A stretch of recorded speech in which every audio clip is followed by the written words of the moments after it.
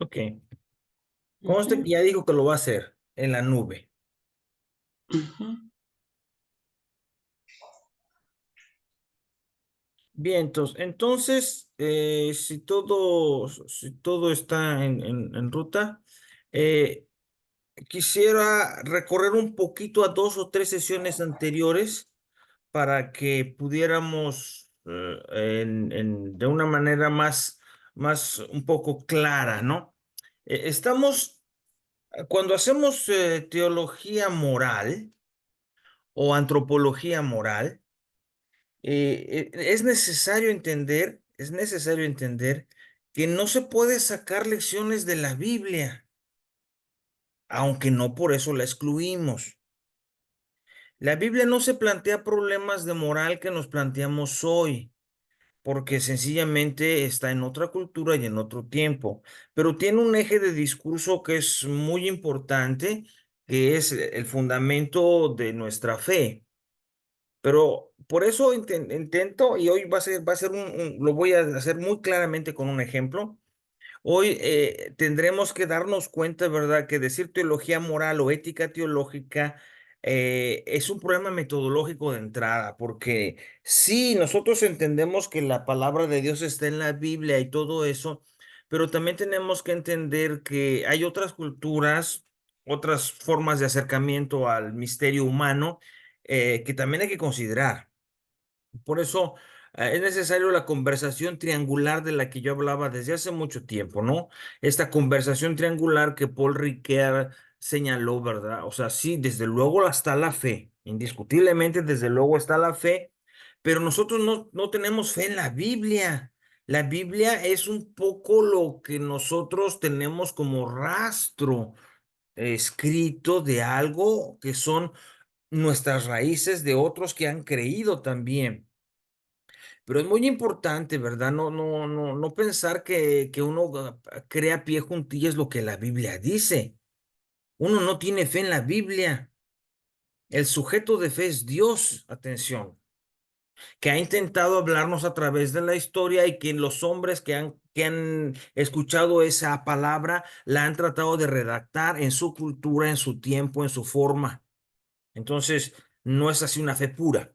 Ahora, el mismo Dios que se revela a través de la fe en la Biblia es el mismo Dios que nos dio la inteligencia para crear ciencia, para hacer ciencia. Entonces, también hay que tenerla en cuenta, porque el acercamiento bíblico a lo que es el hombre, a lo que es el hombre y a su carácter moral de humano, pues no es un acercamiento científico propiamente, es un acercamiento más bien religioso. Pero eso no quiere decir que la ciencia no tenga nada que decir aquí. Y si no, vayan y pregúntenle al Papa que acaba de hacer un excelente discurso. Estuvo mejor el que hizo con el G7 aquí en Europa, con la reunión del G7, estuvo mucho mejor ese discurso sobre la inteligencia artificial. Pero ahora en el Vaticano, en estos días pasados, hablando del nacimiento de Lemaitre, este sacerdote jesuita que conoció a Einstein y a todos esos, y que creó la primera teoría del Big Bang, totalmente de acuerdo en coincidencia con la Biblia y con la religión. Es la primera idea que se tuvo en el mundo sobre un posible nacimiento a partir de una teoría de un átomo primigenio que explotara en cierto momento. La teoría del Big Bang es de un jesuita, Lemaitre. No hay que olvidarlo, este sacerdote que después un poco se desvió de la compañía y estuvo en otro lado, pero no dejó de ser sacerdote nunca, que fue un gran, gran, gran científico, que él eso sostenía en su momento que no hay ninguna cosa para oponer ni una a la otra, y bueno, eso lo sabemos nosotros también. Y la filosofía. Estas 3 ciencias, si no están estructuradas en un comportamiento de conversación triangular, nos impiden realmente comprender el fenómeno humano a la luz de la fe. La fe y la razón son las dos alas del entendimiento, como lo decía Juan Pablo II en su famosa Fides Ratio, ¿no? Bien, ok. Como nosotros ya hemos visto, a veces los problemas que tenemos tienen que ver más bien con una idea de ciencia que apostó en su momento por la muerte de Dios, que no era la muerte de Dios, sino por el acabar con las instituciones religiosas de su tiempo que ya los tenían un poquito ahogados. Y el surgimiento de la técnica, la ceguera moral, el secularismo, todo esto ha hecho que se separe un poco la visión científica de la visión filosófica y de la visión teológica. Al punto que la ciencia ha querido desplazar a ambas, a la filosofía y a la teología, como si no fueran ciencias, por el prurito hecho de decir que no pueden ser demostradas con el método científico. Pero ese cientificismo, lo sabemos todo, ha sido un poco más bien exagerado. Pero también está el otro problema, que es la posición reformada. Pretender decir, no le hago caso a la ciencia, no le hago caso a la filosofía, yo creo en Dios. Una ética que no tenga que ver con la razón, ¿no? Es un poco la posición de la mayor parte de los reformados, al menos de Baltasar para acá. Yo por eso, en ese sentido, yo digo que si estamos jugando el juego y tratamos de independizar este discurso triangular, o bien nos hacemos unos fanáticos religiosos, donde la Biblia dice, el Corán dice, mi papá dijo, mi mamá dijo, la Biblia dice, ¿no? Y nos hacemos unos fanáticos religiosos, o bien nos hacemos unos ciegos desde la perspectiva científica. Por eso el camino intermedio yo lo llamo una autonomía teónoma. Sí, una autonomía como lo quiere la ciencia, pero que tenga en cuenta a Dios. Teónoma, ¿no? Que tenga en cuenta a Dios. Bien, entonces. El eterno problema ha sido siempre en este planteamiento desde el inicio. El ser, el querer, el poder, el deber y el ser feliz. Parece ser que en el sentido cristiano todos están en la misma categoría. Yo soy. Yo quiero ser lo que soy, puedo ser lo que soy, debo ser lo que soy y eso me hace feliz. Cuando estas categorías se han independizado las unas de las otras, creando supuestas necesidades, y yo no soy, pero quiero esto, aunque no pueda, lo quiero, no lo debo ser, entonces soy infeliz. Eso es un poco lo que algunos filósofos actualmente, muy actualmente diría yo, llaman la angustia teutona, ¿no? Para decirlo un poco porque en la corriente teutona, después del racionalismo alemán, este juego del Müssen y el Sollen en el deber obligatorio del deber obligatorio, no de conciencia, y el Solen, que es un deber de conciencia, es un poco un problema fuerte que existe en algunas culturas que pueden decir, es que yo estoy obligado a no pasarme el rojo, pero no es una cuestión de conciencia, es una cuestión de orden. En cambio, estoy obligado en conciencia a ir a misa. No, entonces esa forma de distinguir entre una cosa y otra, que es muy dada a la cultura alemana, es una cosa que tiene que pensarse a la luz de esta conversación triangular, porque la obligación legal no es por eso moral, y algo puede ser moral, pero no legal, y viceversa. Sí, o sea, la legalización de la eutanasia no la hace buena. Legalizar la eutanasia no la hace moralmente buena. No me obliga. En cambio, me obliga a proteger la vida, aunque la ley me diga lo que me diga. Por eso, uno de los graves problemas que hay es que actualmente cuando se hace una nueva ley piensan que les están dando permiso, ¿no? Piensan que ahora como en tal parte, digámoslo, recientemente yo lo oí de un país de América, creo que es Bolivia. Entonces, a partir de las 6 semanas, tú puedes detener el proceso de gestación de un embrión. Entonces, ya hay permiso, vamos a hacerlo. Espérate. Una cosa es que te den permiso, otra cosa es que lo debas hacer. Y así como este, son muchos más ejemplos. Voy más adelante. Por eso, lo importante para todo esto es regresar a lo que yo les decía, de que sí, no partimos del origen de lo moral, Entonces estamos guiándonos, nos guiamos solamente por discursos legales. Pero primero hay que ver el origen, de dónde surge lo moral. El hombre tiene instinto, pero no le es suficiente, porque el hombre tiene la capacidad de no hacer el instinto, no así los animales. Todos los animales harán y seguirán el instinto como lo hacen. Y todos los pájaros seguirán cantando como pájaros, siguiendo su instinto. Y seguirán reproduciéndose como se reproducen por el instinto. Nosotros tenemos además de sentimiento, razón, y los que somos religiosos decimos que tenemos revelación. Entonces, la moral no se origina solamente de la revelación. No es porque Dios diga que hay que hacer así y está así. No es porque Dios haya dicho que esto es bueno y esto es malo, que uno moralmente es bueno, moralmente es malo. También hay racionalidad para esto. Y lo van a ver en un momento cuando yo presente un poco. El instinto es insuficiente, ¿no? El instinto es insuficiente. Como todos lo sabemos, desde las teorías de Freud hasta nuestros días, el niño, el niño, mientras no supere el instinto, siempre será un egoísta, porque él quiere lo que el instinto le guía.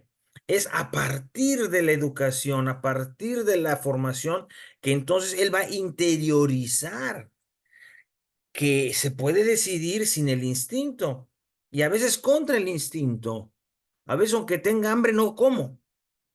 A veces aunque tenga sed no bebo porque no tengo tiempo, porque no es el momento de beber, porque simplemente no tengo qué, ¿verdad? Entonces, también nosotros decimos, y lo he dicho ya, lo estoy repasando rápidamente, que la necesaria autoridad para la maduración del yo. Todas las personas, querramos o no, necesitamos alguien más adulto que nosotros que nos diga cómo se le hace. Porque todos los seres humanos, todos, en su momento de interiorizar el yo, cuando son adolescentes, se preguntan, ¿es mejor esto o es mejor aquello? ¿Me conviene más esto o me conviene más aquello? Pero al hacerlo, precisamente, saben que hay otros que ya lo hicieron, entonces les preguntan. Ese es el principio de autoridad. Se supone entonces, pues, en la familia tradicional que esto lo hacen los padres. Eh, Porque también existe lo que en psicología se llaman los mecanismos neuróticos para volver al instinto.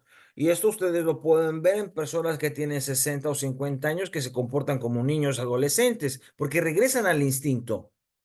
Se olvidan de la ley, se olvidan de la autoridad, se olvidan de la maduración y regresan a un mecanismo instintivo. Esto no es ni bueno ni malo, simplemente estoy dando hechos, que el instinto no es suficiente.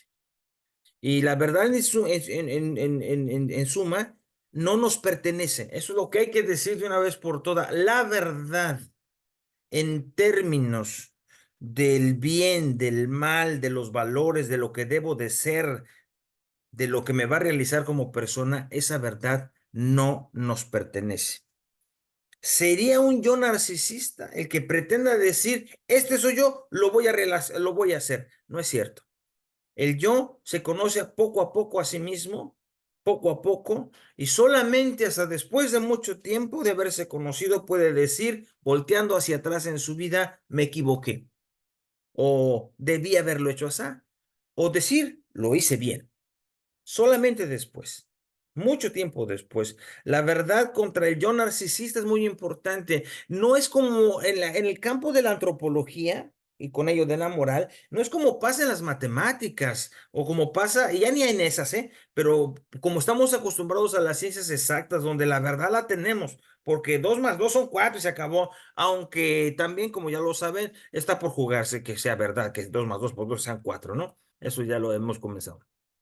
Por eso, el origen real de lo moral, vean cómo digo, no de la moral, digo de lo moral, de la entidad moral, no de la ley moral, no, no, de la entidad.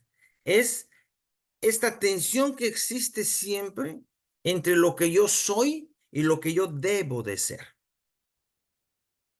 Y Si yo soy esto y preasumo, presiento, intuyo, aunque no sepa bien lo que debo de ser, pero intuye que esto que soy está bien, pero quiero y debería hacer esto.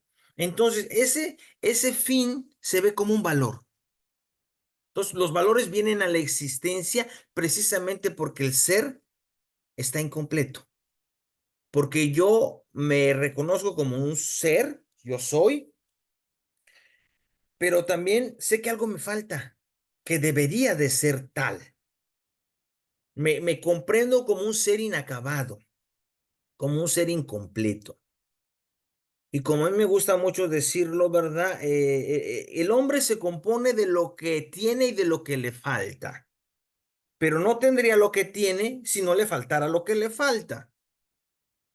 Evidentemente, es lo que me falta, lo que me hace capaz de desarrollarme a buscar eso que me falta para tener algo más. Y aunque siempre me seguirá faltando algo, lo que ya tengo fue resultado de la búsqueda de lo que no tenía. En última instancia, hay que tener un elogio por la falta, más que un problema. Es bueno que nos falte algo. Es bueno estar incompleto, porque eso nos hace capaz de percibir el valor. Y entonces, hay entre el valor y el ser, entre la necesidad y el proyecto de ser, hay una jerarquía. Yo no, los seres humanos decimos, bueno, yo soy esto. Quisiera o quiero o debo ser esto, pero no es igual si lo hago así, si lo hago así, si lo hago así, si lo hago así. No es necesario nada. Entonces yo tengo la capacidad de decir, si lo hago así, es mejor que lo haga así. Yo establezco una jerarquía y eso solamente los seres humanos lo hacemos. El establecer una jerarquía ante un proyecto de deber ser, ante un valor. Yo puedo decir, yo soy humano, amo, pero quisiera ser capaz de amar más, de amar muchísimo. Ahora, no me obliga a nada. Puedo amar y casarme, pero puedo amar e irme a dar la vida por los africanos. O puedo amar y decidir dedicarme a la educación de los pobres. ¿Ven? Y ninguno me obliga de la misma manera. Entonces yo establezco una jerarquía. Y al establecer una jerarquía, es el establecimiento de la jerarquía la que me hace ser capaz de decidir esto es más bueno que esto es más bueno. Soy yo en última instancia el que estableciendo una jerarquía en los valores, yo tengo que decir, a mí me conviene más esto para obtener esto que quiero ser, que debo ser. Y justamente se establece el fenómeno de la libertad, que todo el mundo pelea, pero todo el mundo le tiene miedo. Porque decidir, como ya lo hemos pensado, decidir es renunciar. Sí, si yo quiero esto y para hacerlo tengo tantas posibilidades, escogiendo una, rechacé las otras. O tendré que esperar un tiempo para deshacerme de la que escogí y escoger la otra. Por eso Eric Fromm decía mucho que el hombre, en el fin de cuentas, se tiene que determinar como un miedo a la libertad, porque al decidir y al escoger lo que yo quiero ser, yo establezco una jerarquía entre las posibilidades. Piensen en cuando ustedes fueron jóvenes o en los hijos que tienen o lo que sea, que están diciendo, yo soy esto, pero quiero ser más que esto. Estoy tratando de ser esto o aquello. Entonces, ¿qué será mejor? ¿Qué será mejor? Estableces una jerarquía y en un momento tienes que tomar la decisión. Tienes que tomar la decisión. Bueno, que hay algunos que se pasan toda la vida tratando de tomar la decisión, ¿verdad? Pero en términos normales se tomaría una decisión y al tomar una decisión tú desistes de las otras. Por eso el valor actúa. Y ahí hay una discusión muy grande que existe en filosofía sobre si el valor está en nosotros o fuera de nosotros. Y creo yo que es posible decir que el valor está en la realidad, no en nosotros. Y que más bien nos atrae, nos acciona. El amor que me atrae, la justicia que me atrae, la belleza que me atrae, en caso del artista. Eso no lo tiene el artista, lo tiene la belleza de la naturaleza que vio, lo tiene la belleza de la cultura que vio. Entonces, ese valor le atrae. Y entonces, a menos de que pensemos en el subjetivismo moral, que pretendería que nosotros tenemos los valores y que somos solamente proyectores de los valores, podría ser así, pero no. Justamente la conclusión de esto es eso. Para ponerme en una situación ética, yo tengo que estar conquistando algo que yo quiero. Y eso que yo quiero, en el fondo, lo voy a conquistar, pero voy a renunciar a otras cosas. En definitiva, no puedo querer todo. La situación ética es justamente algo que exige la renuncia a una parte muy grande. Por eso hay que decirlo bien. No es solo la ciencia la que puede atender el pensamiento de la antropología moral, como tampoco es solo la religión. La ciencia y la cosmovisión tienen que estar en conversación. Esto ustedes verán que con el tiempo se van a dar cuenta de que es necesario.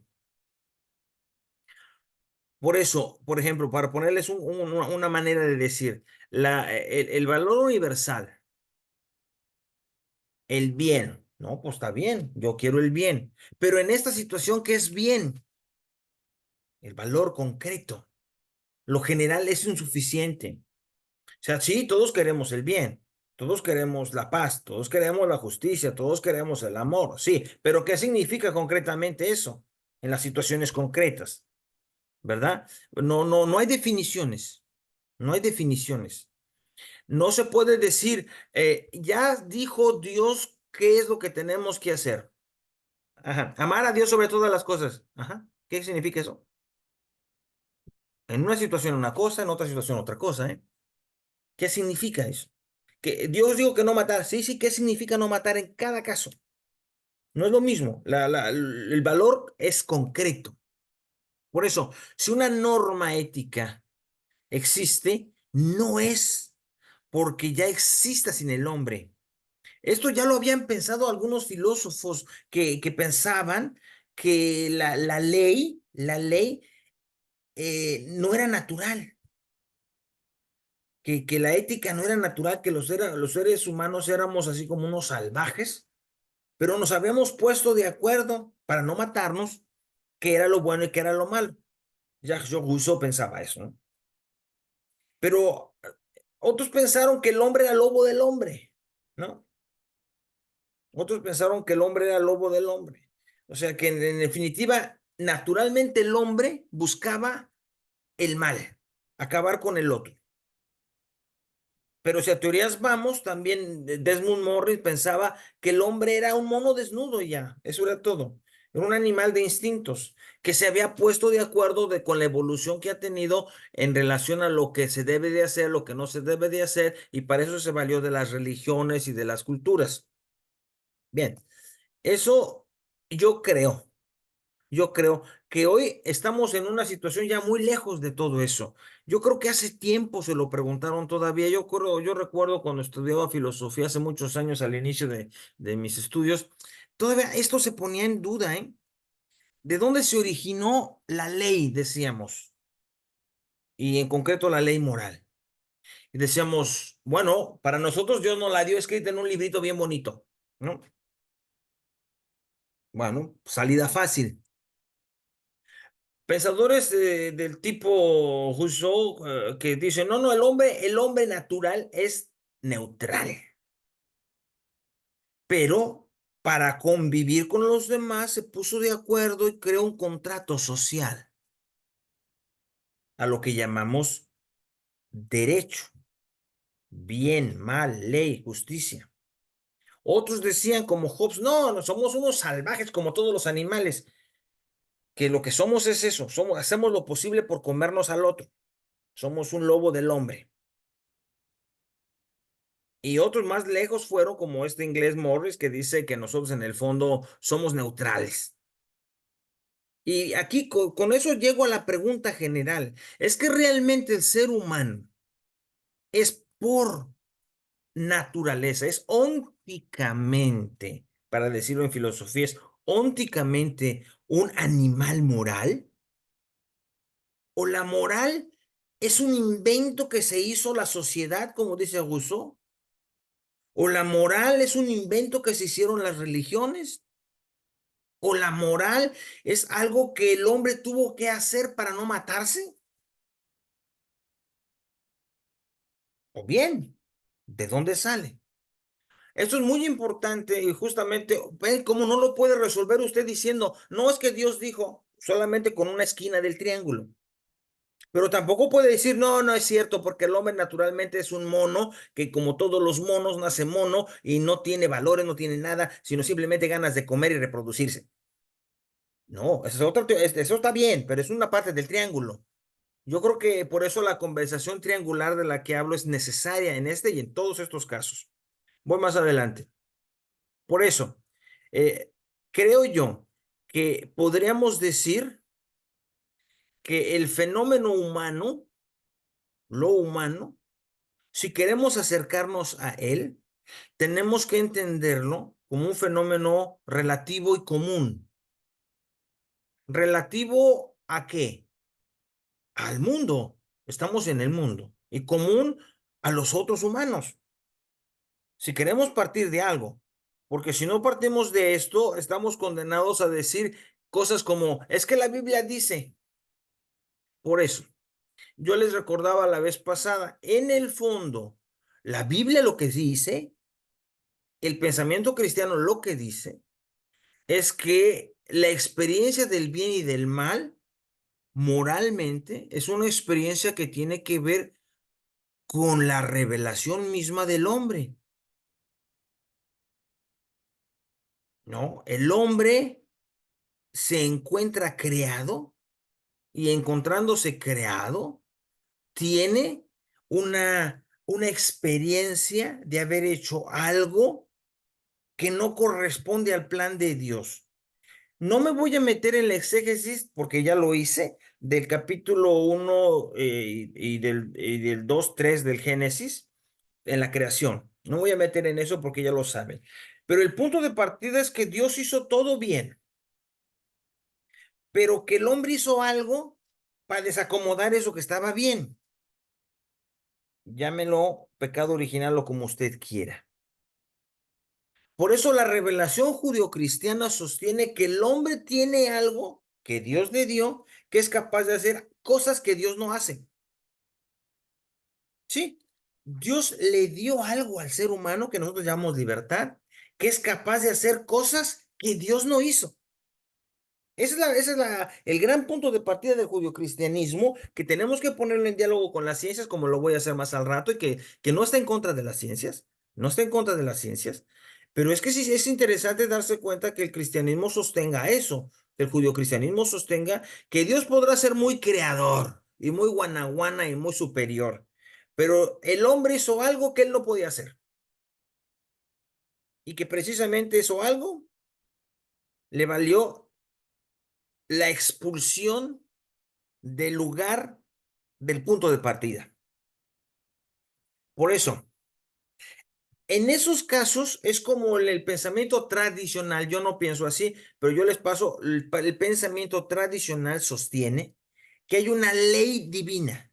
O sea, Dios hizo las cosas de una forma y esa es una ley natural. Les voy a poner un ejemplo. En el pensamiento tradicional se dice, Dios hizo a los seres machos y hembras. Esa es la ley divina.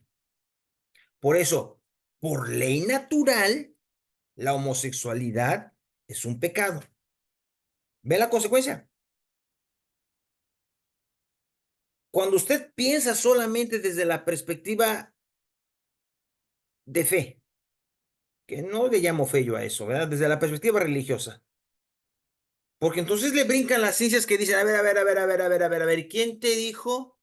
¿Quién te dijo que no hay en el proceso del desarrollo humano, en el embrión, y bla, bla, bla? Y te salen con otras cosas que también hay que tener en cuenta, porque la ciencia también la hizo Dios a través de nuestro cerebro. Bien, no voy a tomar ningún caso todavía ahorita. Por eso, desde el punto de partida, la creación deja muy claro que todo es bueno, que todo es bueno, que Dios no hizo nada malo, que no hay mal óntico, no hay cosas malas. Insisto, ya lo he dicho, pero lo vuelvo a insistir para poder dar paso a lo que sigue. No hay algo malo. Lo que ha hecho Dios lo hizo bien. Llámale planta, llámale árboles, llámale genitales, llámale lo que le quieras llamar. Dios lo hizo bien. La bondad y la maldad surgen en la existencia, no en la creación. Es cuando el hombre existe, cuando la realidad que existe, al existir, hacen algo y eso hace introducir la maldad y la bondad moral. Por vamos a decir, lo moral no existe en creación, lo moral existe en existencia.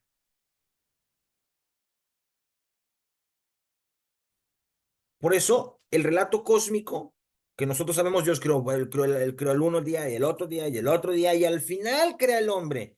Y entonces con eso la creación surge algo en la creación que altera la creación misma. Por eso, según el relato del Génesis, no hay una maldición de parte de Dios a lo que el hombre hizo, sino hay la constatación de un hecho, de que el hombre puede hacer cosas que lo hacen indigno de ser lo que el Dios había hecho de él. Eso es lo que los griegos llamaban como etiología. Eh, ¿Cómo se diría esto? O sea, aitio es causa, logía, como el tratado de la causa. Los antiguos se preocupaban, sobre todo en el caso de la Biblia, decían ellos, pues, ¿de dónde salió todo? Si Dios hizo todo bien. Entonces, ¿cuál fue la causa? Y entonces, bueno, hacían este tipo de relatos. Es como, por ejemplo, también cuando veían que había una estatua de sal que parecía una mujer en tal parte, decían, ¿por qué estar allí? ¿De dónde salió esa estatua de sal? Igualita que una mujer, hombre, tan bonita que está, Dios no la hizo. Y entonces sale el relato del capítulo 22 de Sodoma y Gomorra, ¿no? Donde la mujer de Lot quedó convertida en piedra. Eso es una etiología histórica. O sea, a un fenómeno actual le tratan de buscar una respuesta fundacional. Eso se da mucho en la Biblia, ¿eh? Yo regreso a los estudios bíblicos que ya algún momento ya los he dado. Pero aquí viene una cosa que es muy importante y que para eso yo uso la declaración ingeniosa y brillante declaración papal sobre la dignidad infinita. Si Dios creó a los hombres a su imagen y semejanza, entonces eso de ser como Dios, al menos bíblicamente no es malo, porque Dios así lo hizo, a imagen y semejanza. Y después Jesucristo intentará decir que hay que ser perfectos como Dios es perfecto. Entonces, lo malo no es la intención de ser Dios o de conseguir lo que Dios es, sino el modo para conseguirlo. Eso debe quedar muy claro, ¿verdad? Porque el ateísmo contemporáneo, por lo menos hasta los años 90 del siglo pasado, aludía mucho a esto, que en el fondo los hombres le teníamos como una cierta envidia a Dios, porque no podíamos hacer lo que él hacía. cuando pues no se trataba de eso. En realidad el cristianismo es el proyecto de humanidad más claro que ha tenido las religiones. Es, lo más importante para Dios es el hombre. Lo más importante para Dios es el hombre. Por eso, ya desde el origen de la creación, ya desde su pecado original, Dios crea la posibilidad de restaurar el paraíso. Uno de tu linaje te aplastará la cabeza, mientras tú o la serpiente intentará morder tu talón. Esa no es la Virgen, por favor. Uno de tu linaje, un hijo de Eva, te va a pisar la cabeza y tú vas a intentar morder el talón. Esa promesa ya está hecha en el Génesis, de que Dios va a restaurar lo que el hombre, primer Adán, hizo. San Pablo después hablará del primer Adán y del segundo Adán. Del primer Adán, por el primer Adán nos vino el pecado, por el segundo Adán nos vino la salvación. El segundo Adán es Jesucristo. Bien, por eso yo creo ya que el paraíso no ha sido borrado.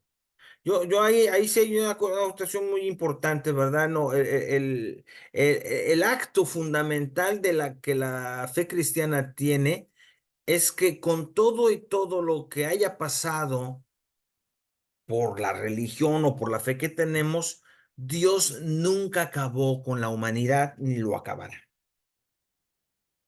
Por eso, insisto, cerrando todo, lo que hace la situación moral es la situación de riesgo, de equivocarme, de que tengo que decidir. Y como lo que voy a decidir no todo estaba igual, no es igual. Yo puedo decidir esto o aquello, pero me estoy arriesgando a equivocarme. Y si me equivoco yo. No se equivoca la decisión, me equivoco yo. Yo soy lo que yo decido. Yo soy lo que yo he elegido. Yo no soy profesor, no. Yo soy buen o mal profesor. Yo no soy simplemente algo que actúa hacia afuera, sino que la libertad me constituye a mí. Cuando yo decido, me autoelijo. Eso es muy importante, no hay que olvidarlo. Por eso, la falacia naturalista de pensar que no hay jerarquía en lo que decidimos, que da lo mismo ser así o ser asá, que da lo mismo que todos somos unos monos que estamos desarrollándonos, que da lo mismo elegir así o elegir allá. Eso es una ceguera moral, porque no da lo mismo, porque una cosa es lo que me hace llegar a lo que yo quiero ser y por lo mismo me da la felicidad, y otra cosa es simplemente algo que sí, hay una base común, hay un común denominador del que partimos todos. Pero no es lo mismo elegir así o elegir así. Nunca es lo mismo. Hay un común denominador, como decía Riquet, ¿no? Bien, ok. Por eso, vuelvo al punto, la ley natural y la revelación cristiana. Vivir de acuerdo a la naturaleza. Hoy hablamos mucho de eso, que es contra la naturaleza, que es contra la... Sí, hablamos mucho de eso, pero a veces ¿qué es vivir de acuerdo a la naturaleza? ¿Quién sabe cuál es la naturaleza? Si apenas hace unos años nos enteramos que la naturaleza humana femenina también era capaz de ser racional y votar. Y por siglos dijimos que la naturaleza humana femenina no era racional y no podía votar. Vean, registren cuándo se le dio el voto a la mujer en sus diferentes países, ¿no? Por decir un caso, pero hay más casos. Si ustedes van al caso de que los niños eran considerados animales, hasta que llegaran al uso de razón, se hablaba así, hasta que llegaran al uso de razón. Decían, ya de los 7 para adelante a lo mejor, pero mientras son niños, son como animalitos. De donde el escándalo de Jesucristo que hable de los niños como los primeros en el reino de los cielos, ¿no? Sí, o sea, hay que ver que no está al menos garantizado, que conozcamos la naturaleza. Es que es muy fácil hablar así, ¿no? Decir, la naturaleza humana es esto. ¡Hala, sí! ¡Hala! Fíjate que eso ha cambiado mucho. Fíjate que a través de la historia, cuando han dicho lo que es el hombre, ha pasado de todo, ¿eh? Ha pasado de todo. Y ahorita ya vamos en la etapa en que ser hombre es ser eh, a veces tres géneros, no dos, sino tres. Ser humano es también tener la capacidad de detener la vida. O sea, no es tan fácil como uno cree. Y todo esto lo estoy haciendo para que se vea cómo, por ejemplo, actualmente, cuando se habla de de ciertas teorías éticas, se habla de esto, ¿no? Yo esto ya se los dije, pero lo repito porque necesito hacerlo para poder así darle continuidad. Hoy Adela Cortina piensa que se puede hacer más bien una ética mínima. No, no hay que ponernos de acuerdo en todo, sino en lo menos que se pueda, pero mínima para todos. El Hanskin llama eso un proyecto de una ética mundial, que tenga que ver con lo mínimo que podamos ponernos de acuerdo y que las religiones tendrían que ser un motivo para ponernos de acuerdo y no para distinguirnos. Una ética débil, que sea modesta, que no sea tan una ética imperiosa, Gianni Battimo. Habermas dice, tenemos que hablar y ponernos de acuerdo, como todas las éticas de emergencia. Hay que ponernos de acuerdo qué es lo bueno para nosotros en este momento. Por ejemplo, les voy a decir una cosa que aquí me gusta porque lo estoy leyendo actualmente. Hay un punto que en el mundo se está discutiendo y que yo no veo cómo lo hubieran discutido hace 400 años. Ética de emergencia. Hoy es bueno, es malo para el ser humano que la inteligencia artificial garantice la producción de una tecnología que pueda en cierto momento de la historia detener a través de lo que el Papa llamó, ya ven que se habla de algoritmos, el Papa habla de algo éticos, decía, de algoritmos éticos, ¿no? Esto no se lo había planteado a nadie. Hoy no lo tenemos que plantear. Hoy tendríamos que hacer una junta para ponernos de acuerdo de cómo usar el agua para poder sobrevivir o de cuánto va a costar para poderla comprar.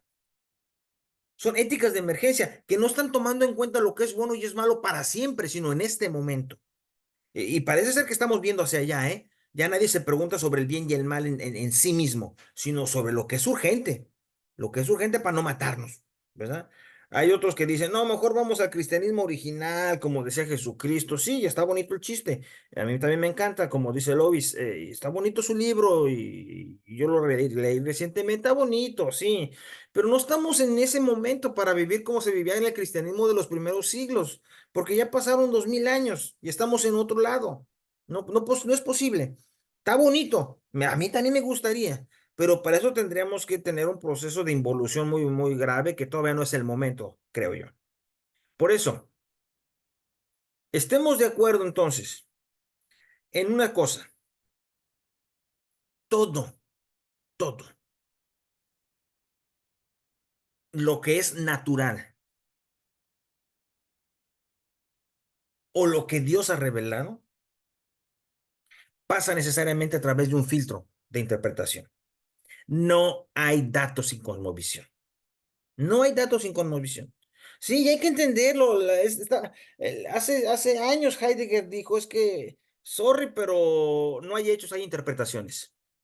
Sí, y le costó al mundo entenderlo, pero hoy lo tenemos que entender, porque todo lo que nosotros recibamos de la naturaleza, de la Biblia, de nuestros padres, todo pasa por un filtro que tiene que ver con lo que hemos pensado, con lo que hemos vivido, con lo que hemos oído, todo es interpretado. Y si bien es cierto que no todo es subjetivo, lo cierto es que es el sujeto el que interpreta. Y el sujeto que va a decidir qué hacer es uno, un sujeto.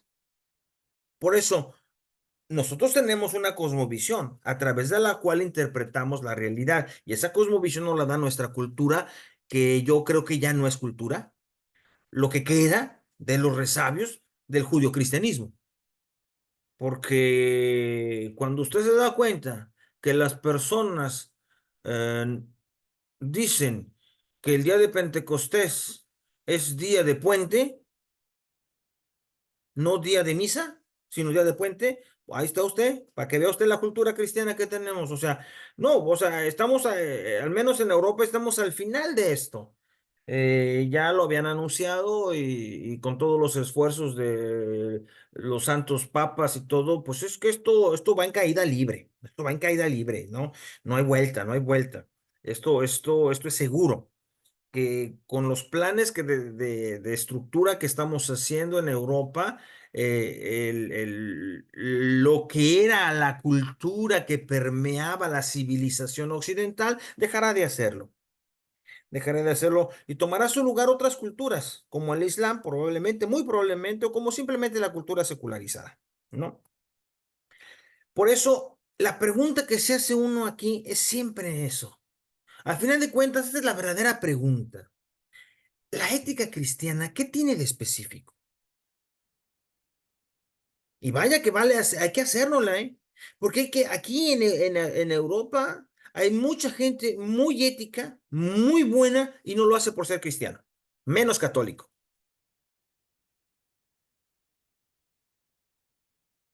Entonces, habría que pensarlo, que entonces, ¿qué le ofrece el cristianismo a esta civilización que lo haga atrayente? Si para ser bueno no tengo que ir a misa. Si para ser bueno no tengo que hacer así, no tengo que hacer acá. Entonces, ¿en qué consiste la especificidad de la ética cristiana? Que es la pregunta que nos tendremos que hacer al final.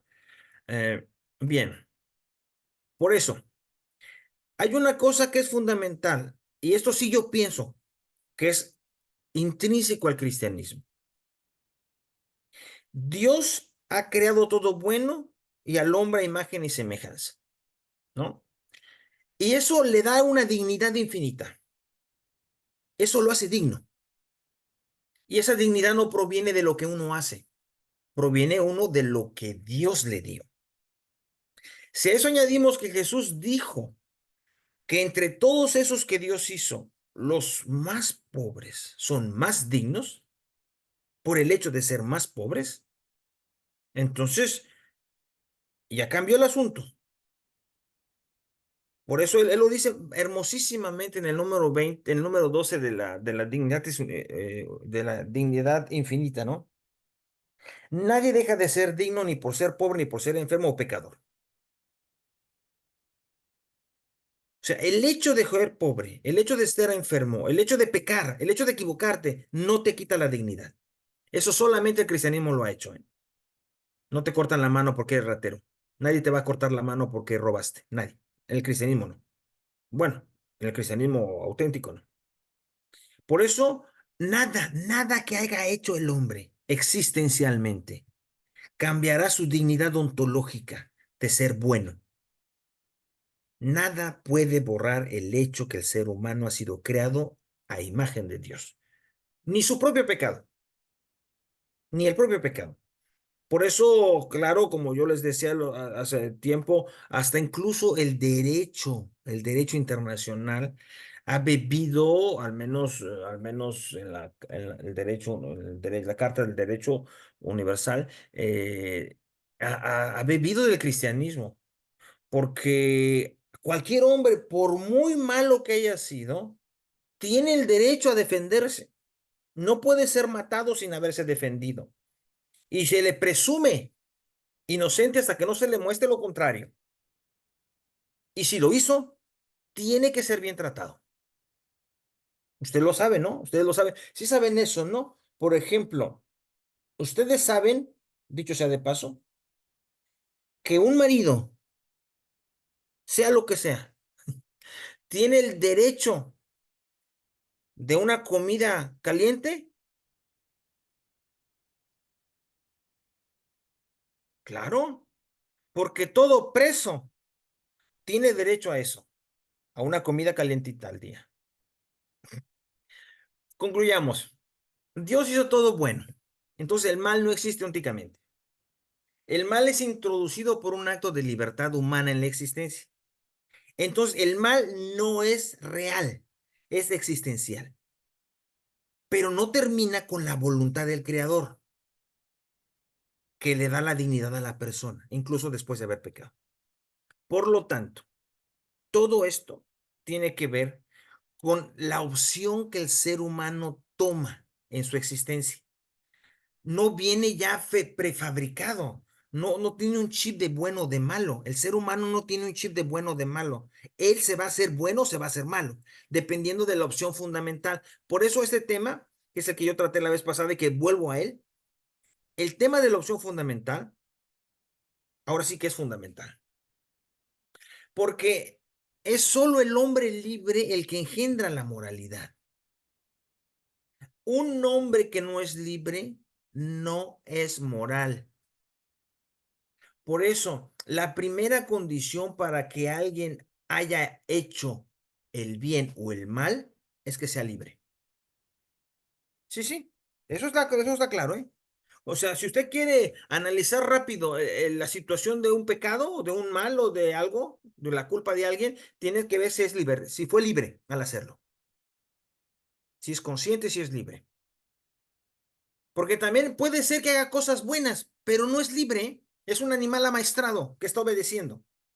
Eso no lo hace bueno tampoco. El hacer cosas aparentemente buenas no lo hace bueno.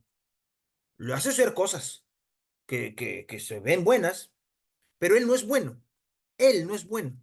Porque como hemos dicho, lo que le da la calidad moral a la acción es el sujeto. Entonces, lo que detiene el sujeto es lo que lo hace bueno o lo hace malo. Esto es una opción. Pero entonces, ve, no es una opción aislada. La opción fundamental no es una decisión, no es ahorita yo voy a decidir eso, no, no, no, es una opción de vida, es una opción. ¿Sabe cuántas opciones fundamentales hay en el tiempo de las personas? Muy pocas, ¿eh? Lo más normal es que fuera una, pero puede haber que haya dos o tres, pero no, no son decisiones, son opciones fundamentales. Por eso yo voy despacio con esto. Si el acto humano es plenamente humano, entonces es moral. Hay un objeto. ¿Qué hice? Quit. ¿Qué hice? Robé, maté, violé, mentí. Ese es el quit. ¿Qué? Siempre hay un fin. Ut quit, intención. ¿Para qué lo hice? ¿Para qué lo hice? No es lo mismo matar para que no me maten en defensa propia. No es lo mismo, por ejemplo, en este caso también, mentir en una situación que en otra. Y luego hay circunstancias. ¿En qué circunstancias fue? Robé, sí, ¿a quién? A un señor que estaba muy pobre, que era lo único que tenía en la calle y estaba pidiendo limosna. Y así le robaste. ¿Ve? Que no es lo mismo. Son circunstancias diferentes. Y esas atenúan. Por eso, la opción fundamental es la que le da el valor intrínseco a los actos morales. Dependiendo la opción fundamental que tú tienes en tu vida, dependiendo de esa opción fundamental, tus actos van a ser buenos o malos. Ahora que si no tienes opción fundamental y andas navegando en la vida a lo pendejo, pues entonces tus actos no son ni buenos ni malos, ¿eh?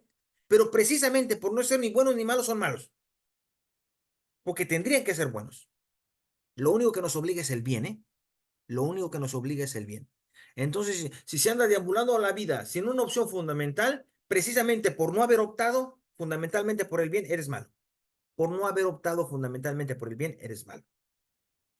Por eso no es una decisión de retazos. O sea, la opción fundamental no son decisiones. Ahorita voy a ir a México, ahorita voy a ir acá, ahorita voy a ir allá, voy a estudiar aquí. No, no es eso. Es una opción de vida. No es una obediencia a una ley externa. Mi opción fundamental no es, por ejemplo, Voy a obedecer la ley de la iglesia y casarme por la iglesia. Esa no es una opción fundamental. Es una obediencia a una ley externa que es la ley de la iglesia católica. Y ya. Pero no es la opción fundamental. Porque puedes obedecer esa ley externa, pero no tener la opción fundamental por el amor, por la familia, etcétera, ¿no? Bien, sigo adelante. Y es precisamente esta opción de vida la que permite juzgar todos los actos humanos. Es decir, aunque lo voy a decir más adelante, es el hombre bueno el que hace actos buenos. El viejo Jesús de Nazaret decía eso. El árbol bueno da frutos buenos. El árbol malo da frutos malos. Se acabó, no hay problema. Por eso, ¿qué tiene la persona como opción fundamental en su corazón y en su conciencia? Y eso lo hará bueno o lo hará malo. Por eso es la única obediencia, ¿eh? Es la única obediencia que obliga realmente. La obediencia de conciencia. No es algo, es una acción por una opción. Sigo adelante, acabo, sí. Miren, hay que decir varias cosas para acelerar esto. La opción fundamental entonces no se puede entender como un capricho. Ahorita voy a poner unos ejemplos. La opción fundamental tampoco es una determinación. No es un capricho que se puede cambiar al gusto, ni tampoco una cosa que me determina. Me puedo equivocar, puede cambiar. El hombre es contingente. Puedo haberme equivocado. A lo mejor no en la opción, sino en la forma como intenté vivirla. Entonces me regreso y sin cambiar la opción, cambio la manera de vivirla. Por ejemplo, yo tengo una opción fundamental, pero en el camino de mi vida, de mi opción fundamental, me enfermé. Ya no puedo llevarla a cabo, porque mi opción fundamental era el deporte y me corté el pie, ¿no? O bueno, tuve una situación pecaminosa, me equivoqué en algo, tuve una falta, entonces puedo cambiar. Dios, aquí va un tema interesantísimo. Esa opción fundamental, en el fondo, no tendría que ver con lo que Dios quiere de mí. Y entonces, no es tanto mía, sino es obediencia a Dios. Estamos hechos para algo. Y entonces, a lo mejor, no es tanto, no nos corresponde tanto realizarla, sino cómo realizarla. A lo mejor no estamos sino obedeciendo la voz de Dios. En el fondo, eso es lo que el cristianismo dice. Que tenemos una vocación que ya Dios nos dio. Nuestra tarea es de saber cómo la vamos a realizar.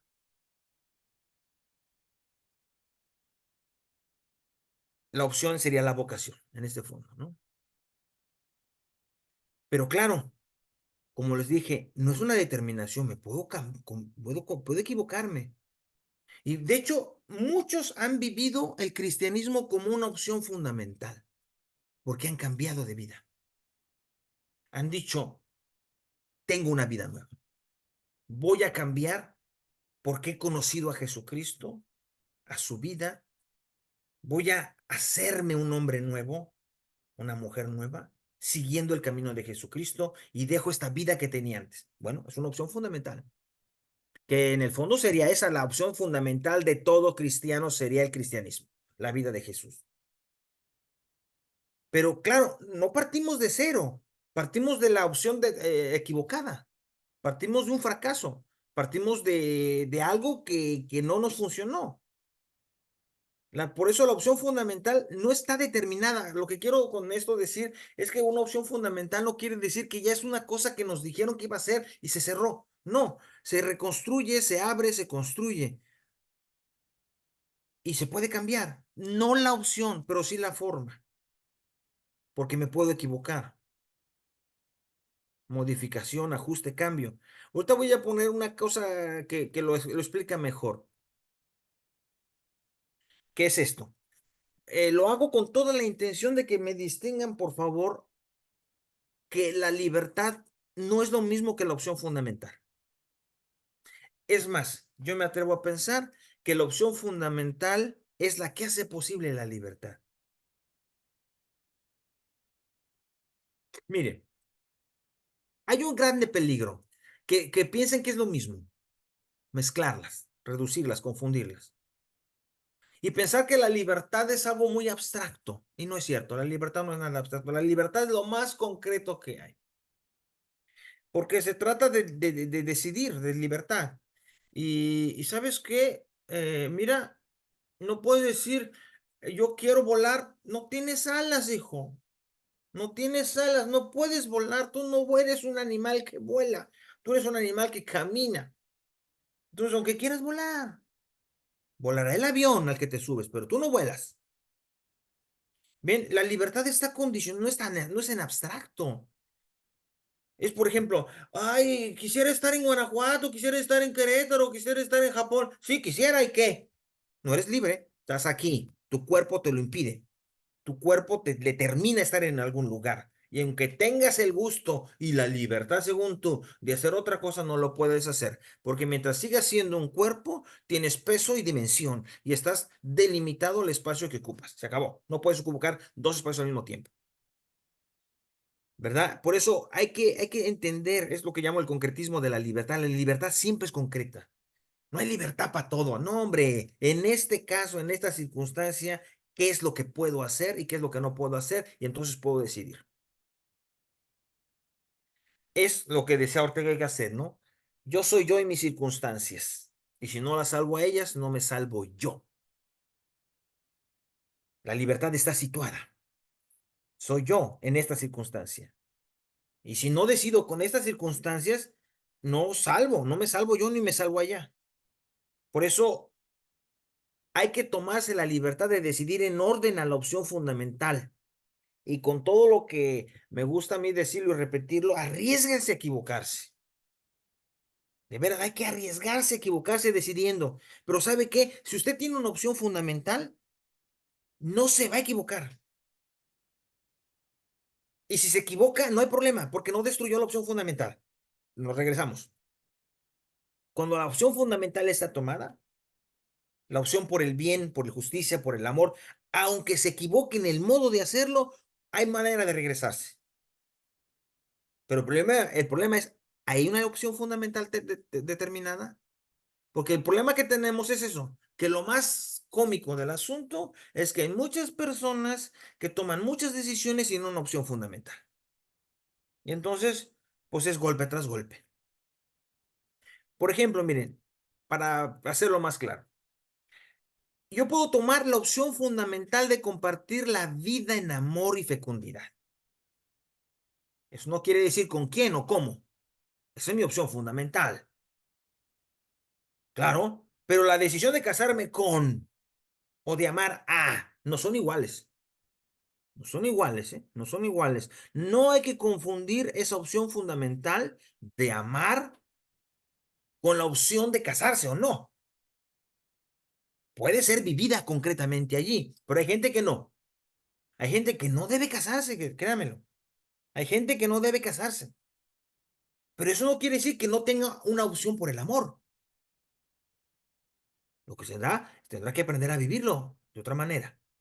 Es como, por ejemplo, la opción fundamental por servir a la iglesia. Yo quiero servir a la iglesia, me voy a consagrar al servicio de me voy a consagrar como dicen, como si fueran monjas. No, nadie se consagra más que los religiosos. Pero me voy a ofrecer fundamentalmente a servir a la iglesia. Sí, sí, claro. Pero eso no quiere decir que es monje, sacerdote, jesuita, maestro, laico. No, eso puede ser de diferente manera. Y a lo mejor en el traspaso del tiempo te diste cuenta que tu decisión no era esa, que sí es tu opción fundamental servir a la iglesia, pero no a lo mejor como así, sino como asá. Entonces se reparche el asunto. Yo decido, aquí es una cosa que es un poco importante, sobre todo porque el otro día la Santa Madre de Chile nos preguntaba acerca un poco de eso.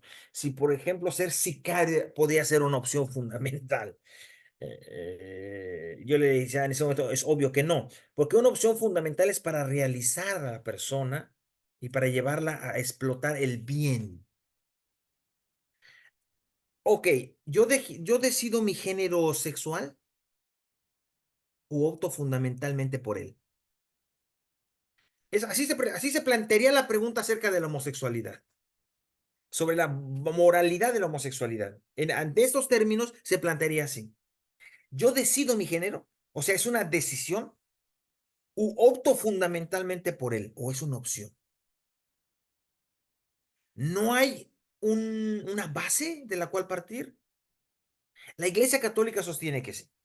La base es la fisiología. La fisiología.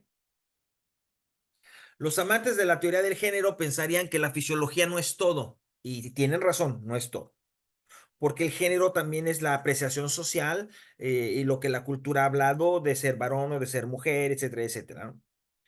Aquí está el problema espinoso que se podría tratar. Hay un hecho biológico, los genitales. Desde ahí donde la Iglesia Católica lo trata. Ahora, esto nos impide reconocer que haya seres humanos que no decidan tal vez, pero que sí opten fundamentalmente por un estilo de vida para no hacerle daño a nadie y vivir realmente lo que ellos suponen que son. Estaría la pregunta, ¿eh? Hay un rol social, sí, eso lo dice la teoría del género. Claro. Por eso, la cuestión de la opción fundamental, que es la base de la antropología moral, es que el hombre es capaz de auto optarse, pero sí hay límites. Sí, sí hay límites. Sí hay límites. Yo seré lo que yo opte ser en mi vida, pero si estoy cojo, no puedo ser deportista. Hay límites. Yo puedo optar por el amor, por la vida, por la fraternidad, pero si tengo un problema esquizofrénico, no voy a poder. O sea, hay límites. No es una decisión en abstracto. Esa decisión se tiene que tomar de acuerdo a lo que yo puedo, a lo que yo soy capaz. De entrada, entonces, la opción fundamental ni es una decisión social, ni es política, ni es sentimental. Esas son decisiones, pero no la opción fundamental. Miren, la conversación triangular ahora la aplico concretamente. Todo esto que he dicho, yo se los he dicho en la más sana filosofía y teología. Pero a propósito, ¿qué dice el Evangelio? Ahora ven cómo le doy el lugar a la ciencia, le doy el lugar a la filosofía. Ahora le voy a dar el lugar a la Biblia. Bueno, como ustedes lo saben, en principio, el Evangelio dice que lo más importante es la interioridad y no la exterioridad. La manzana buena da frutos buenos. Lo que tienes adentro te hace bueno o te hace malo. Tengo todos los textos que ustedes quieran para reconocerlos, pero que yo supongo como amantes y conocedores de la Biblia que ya los conocen, ¿no? Pero ahorita sacaré algunos de caso. O sea, esto es clave en el pensamiento de Jesús. Lo más importante es lo que hay adentro, no lo que hay afuera. Nada de lo que viene de afuera contamina al hombre. Es de su corazón donde sale el mal. Esto Jesús lo dijo a golpes. Y al contrario, dijo, aguas con la ley externa, ¿eh? Aguas con la ley externa, aunque sea religiosa. Y ustedes saben todos sus problemas que tuvo con la ley externa de su tiempo, de la religión, el sábado, los ayunos y cosas religiosas de su tiempo. Porque Jesús estaba convencido que la ley externa ayudaba a que la persona se realizara y no lo contrario. El hombre no está hecho para el sábado, sino el sábado para el hombre. Cosas que ustedes ya se las saben, ¿no?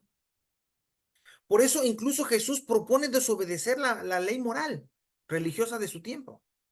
lo propone y lo enseña, principalmente basándose en esta opción fundamental, como se dice en filosofía, en nuestra opción fundamental, pero él le llamaría simplemente por la vocación cristiana. Él sabe que cumplir la ley religiosa externa puede tener tres problemas muy graves. Uno, pretender manipular a Dios con eso.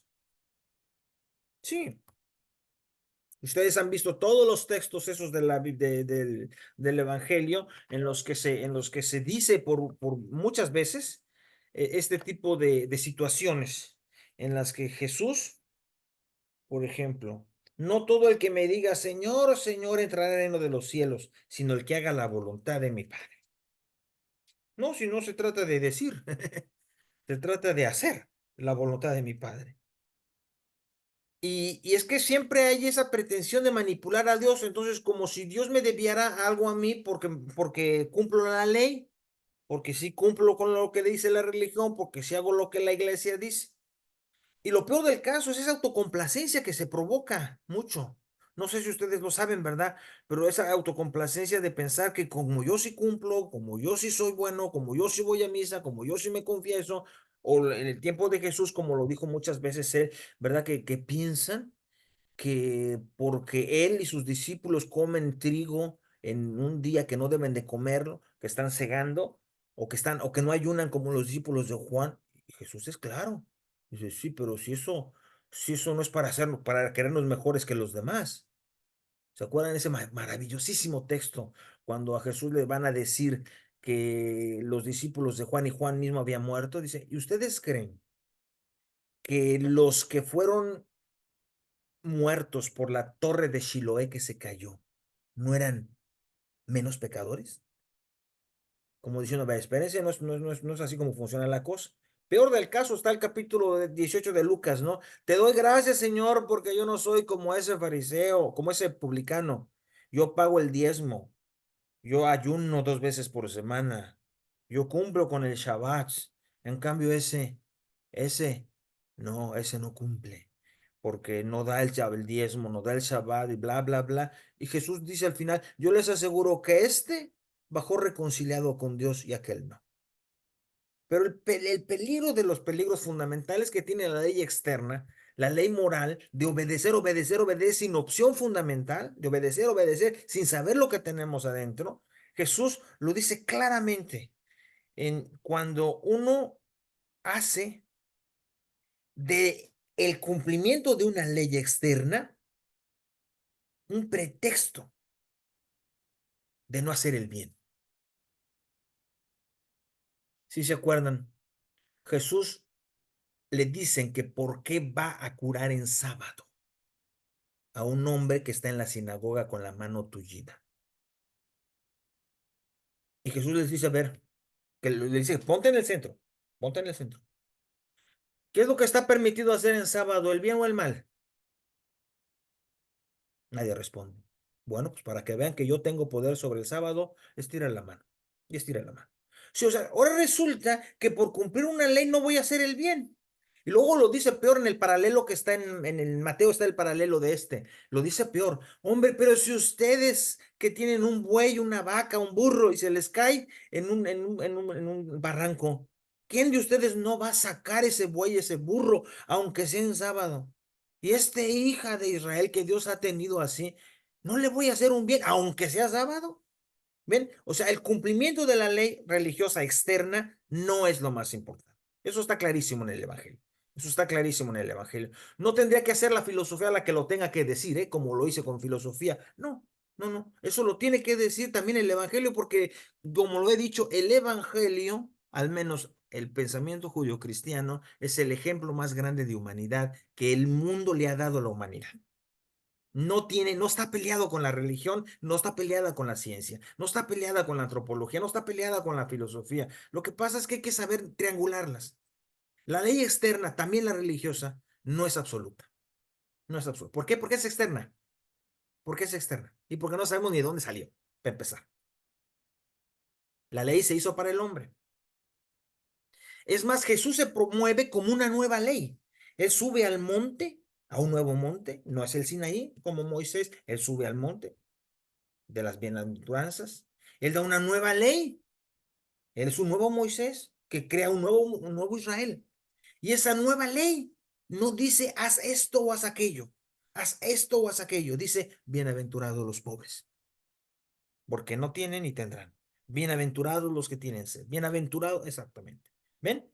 Es la nueva ley de Jesús, la que está hablando del corazón del bienaventurado, no del que obedece leyes. Y luego todavía más, ¿no?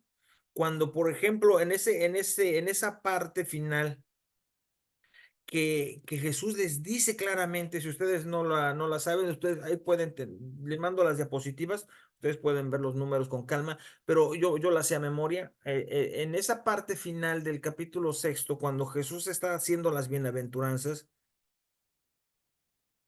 Jesús les intenta decir que sus preceptos no son más que invenciones humanas.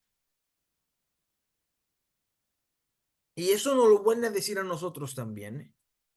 Que a veces nuestros preceptos religiosos no son más que invenciones humanas. Por eso Él lo dice claramente. Las ofensas, el adulterio, el divorcio, los juramentos, las venganzas, la limosna, la oración, el ayuno, no vale, no tienen nada de valor si no provienen de un corazón bueno. Porque yo puedo no ser adúltero, pero ser un pecador viendo a una mujer pasar. Lo dice claramente, ¿no? Yo puedo matar a mi hermano sin matarlo, diciéndole, odiándolo, ¿no? Y todo eso que ustedes conocen, o sea, yo puedo, ¿de qué me sirve un ayuno, una oración, una limosna, si lo hago para que todos me vean? No, métete a tu cuarto, reza en lo secreto. Tu padre que está en lo secreto te recompensará. Cuando ayunes, no pongas cara mala para que todos vean cómo ayunas, cómo ayunas. Y como presumes, además lo dices. No, cuando ayunas no le digas a nadie. Perfúmate la cabeza, lávate la cara, que nadie note tu ayuno. Tu padre que ve lo secreto te recompensará. Cuando des limosna, que no vea tu mano derecha lo que hace tu izquierda, para que tu ayuno quede y tu limosna quede en secreto. ¿Ven? El secreto de la interioridad, pues, Jesús lo llamaría así. El maestro de la conciencia, de la interioridad y de la opción de vida.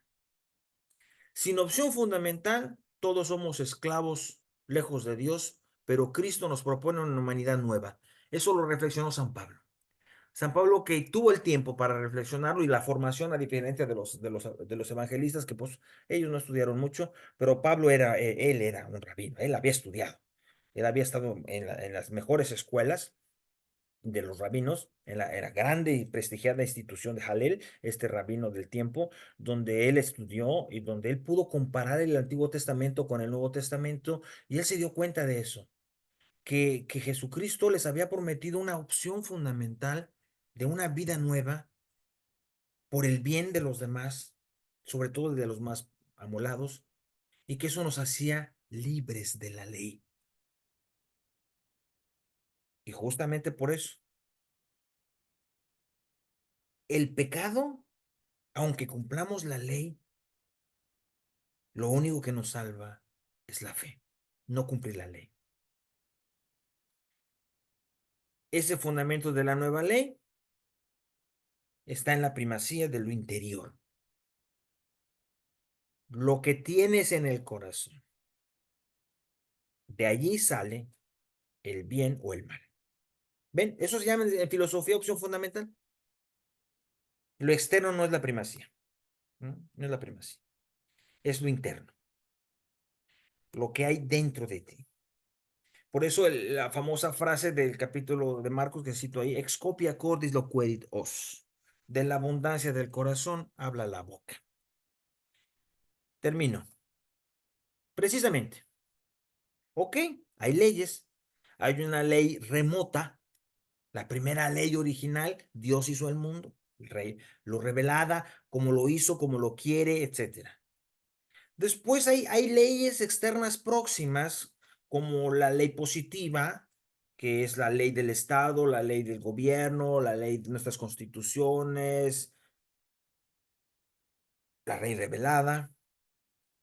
Pero la última ley es la opción fundamental, es la conciencia. Esa es la última ley, es la opción fundamental. Eso es a la que sí no debes desobedecer, esperando que hayas tenido la opción fundamental. Si no tienes opción fundamental, mira, no eres ni tonto, ni malo, ni bueno. Simplemente no eres nada. No eres humano. No te estás comportando como un humano adulto. No tienes una opción fundamental. Entonces, es que es esto. Bueno, mira, enséñate a pecar. Porque ni siquiera es pecado así como lo haces, ni siquiera es una tontería, tonto. O sea, porque no estás contradiciendo nada de ti. La opción fundamental es lo único que vale. Por eso la iglesia ha desarrollado hasta términos concretos como estos dos que les voy a enseñar. Miren, in extrema necessitatis omnibus es omnia. En extrema necesidad todo es de todos. Y la iglesia católica sostiene que en una necesidad extrema se anula la propiedad privada. En una necesidad extrema, si me estoy muriendo de hambre, lo del otro es mío. Y si no me lo da, lo agarro. Sí, porque es una extrema necesidad, me estoy muriendo de hambre. Se está muriendo mi familia. Por eso esto que pasa en los países ricos de que se vienen otros a buscar comida y la sea, no se crean que está totalmente fuera de la ética, ¿eh? No se crean que está totalmente fuera de la ética. Estará fuera del plan de la ética positiva de las leyes de los estados. ¿Sí? ¿Y qué? Pero en una extrema necesidad, si yo tengo que hacer algo que aparentemente la ley no me lo permite, yo puedo hacerlo en conciencia. Porque estoy obedeciendo a mi conciencia, que la opción fundamental es mi familia, es mantenerme en vida yo también. No estoy tratando de hacerle daño al otro, estoy tratando de mantenerme en vida yo. Por eso también lo dice así una famosa regla, lo dice, obligatio única, obligatio tibe super amore est. La única obligación, la única obligación para ti es la obligación del amor. Si no está esa ley, que en el fondo es lo que Jesucristo dijo, ¿no? Es la ley del amor. Si esa ley no es la tuya, pues aunque reces mucho, hombre, aunque estés obedeciendo todas las leyes, si no lo haces por amor, de nada te sirve. El famoso número 12 de la segunda carta, de la primera carta a los Corintios, ¿no? Aunque hablara las lenguas de los hombres, aunque tuviera todas las ciencias del mundo, aunque dejara quemar vivo mi cuerpo por la fe, si no tengo amor, no soy nada. Eso lo dijo San Pablo, un judío, ¿eh? Por eso, la fidelidad de la conciencia es la obediencia terminal. E incluso se puede decir que a veces hay que decir que si no obedeces a tu conciencia, aunque obedezcas al Papa, si no obedeces a tu conciencia, estás en un error y estás siendo moralmente malo. Porque tu conciencia te dice claramente bien algo. Y si tú, por cumplir la ley, no lo haces, y por quedar bien con la ley, te juegas el prestigio y la ley, y no obedeces a tu conciencia que te está diciendo a gritos, tienes que decir eso, tienes que decirlo, tienes que hacerlo. Pero para no tener un problema, entonces tú dices lo que te dicen que digas. Ajá. Tú no obedeces a la opción fundamental que hiciste. Tú no obedeces a Dios ni obedeces a ti. Tú obedeces las leyes que te convienen. Por eso, sabemos que la opción que es la reacción a la vocación, Dios nos ha dado una vocación que nosotros terminamos o deberíamos terminar optándola. Entonces, todo lo que hagamos con esa opción será bueno o menos malo y podemos ser felices porque Dios es el que lo puso. Es así como el cristianismo hace que la obligación, la opción coincidan en la felicidad. Dios no quiere darnos leyes para que seamos infelices, ni quiere que obedezcamos algo que Él no quiere que nos haga bien. Al contrario, el bien, el deber y la felicidad coinciden. Ese es el genio del cristianismo. El bien, la libertad y la felicidad coinciden. Dios no es nuestro enemigo. como algunos lo pensarían. Vientos, ya me callo. Por ahí queda stop. Ok. Vientos, me alargué poquito porque tenía necesidad de concretizar algunas cosas que pensé que estaban un poco en el aire. ¿Todo bien?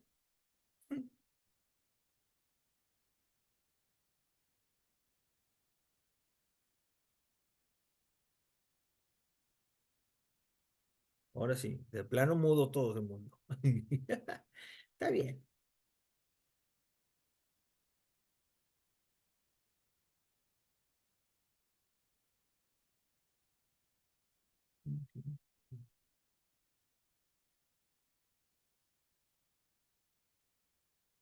Bueno, espero que ahora sí se haya grabado y entonces lo subo para que si quieren checar un poco los textos, porque lo interesante es que se estén manejando al mismo tiempo los textos, pero si así se hace largo, se haría mucho más todavía.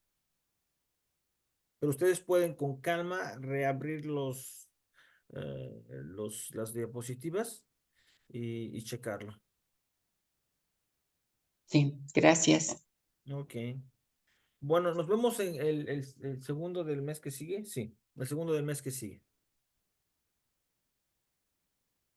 Vale, muchas gracias. Ok, que estén muy bien.